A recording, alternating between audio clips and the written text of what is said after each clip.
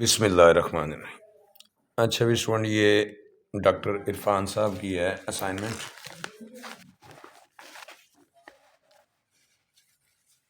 इसमें उन्होंने ये फंक्शन दिया हुआ है, वो कहता है इसकी हाइट मैक्सिमम निकालिएगा। अब मैक्सिमम और मिनिमम के लिए जो है ना एक रूल लगता है, उसमें फर्स्ट डेरिवेटिव अप्रोच हम करते हैं और सेकंड डेरिवेटिव टेस्ट जिसे हम कहते हैं।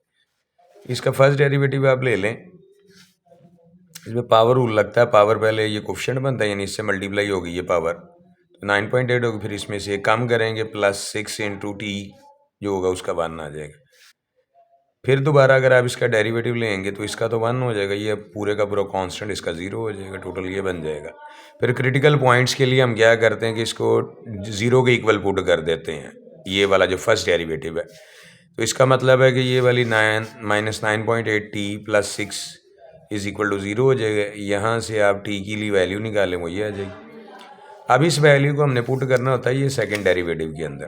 तो सेकंड डेरिवेटिव के अंदर t है ही नहीं है, इसका मतलब है for any value of t second derivative का आंसर यही होगा, विच इज़ नेगेटिव। ठीक है, यहाँ अगर t मौजूद होता तो आप पुट करके चेक कर लेना था कि साइन क्या होता है।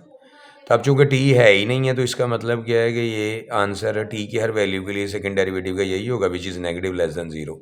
और जब सेकंड डेरिवेटिव लेस देन 0 होता है तो जो ओरिजिनल फंक्शन होता है उसकी मैक्सिमम वैल्यू होती है इसी t की वैल्यू के लिए। ठीक है, अब वो मैक्सिमम वैल्यू अगर आपने हाइट की निकालनी तो इसी t की वैल्यू को हम इस ओरिजिनल फंक्शन के अंदर पुट कर देते हैं। ठीक है, तो वो यहाँ पर आप पुट कर लेंगे, बाकी देख लीजिएगा इसका आंसर क्या आता है, चेक कर लीजिएगा।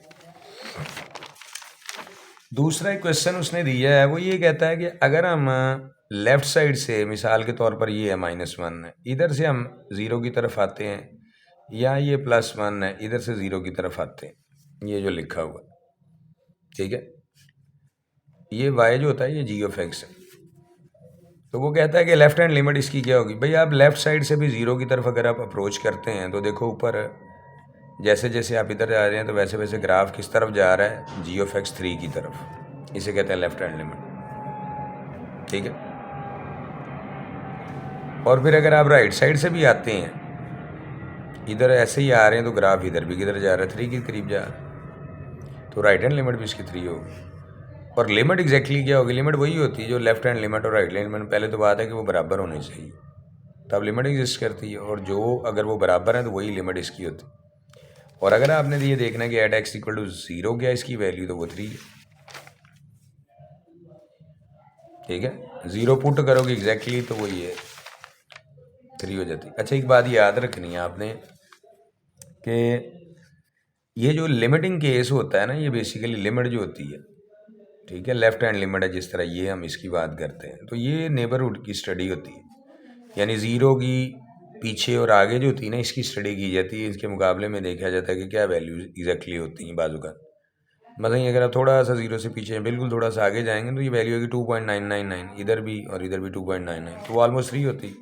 तो ये जो लिमिट होता है, चाहे प्लस हो या माइनस हो, ठीक है, ये नेबरहुड की स्टडी होती है, not at that certain point, यानी ये 0 के ऊपर नहीं है मामला।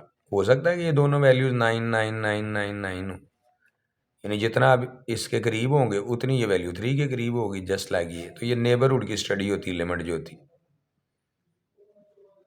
ठीक है, ये याद रखनी है आपने। और वैसे x की वैल्यू जब 0 एग्जैक्ट हो जाएगी तो फंक्शन की वैल्यू 3 हो जाएगी। लेकिन अगर ये 2.999 भी है तो ऑलमोस्ट हम उसे 3 ही कंसिडर करते हैं। आगे बात समझ में, ये बात याद रखनी। और अब वैसे ये अगर तीनों कंडीशन पूरी होती है ना, कि एक तो लिमिट एग्जिस्ट करे और एट दैट पॉइंट जो है फंक्शन की वैल्यू भी एग्जिस्ट करे, तो ये हम कहते हैं फंक्शन कंटिन्यूअस है। भाई ये सवाल में पूछा नहीं मैं, लेकिन बता रहा हूँ आपको, एज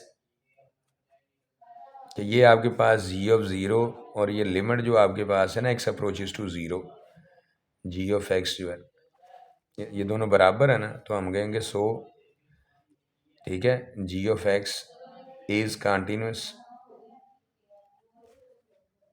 एट x = 0। ठीक हो गया। बाकी बच्चों, मैंने बताया था आपको कि ये एकेडमी है ऑनलाइन, ये नंबर है, ठीक है, 030940608842।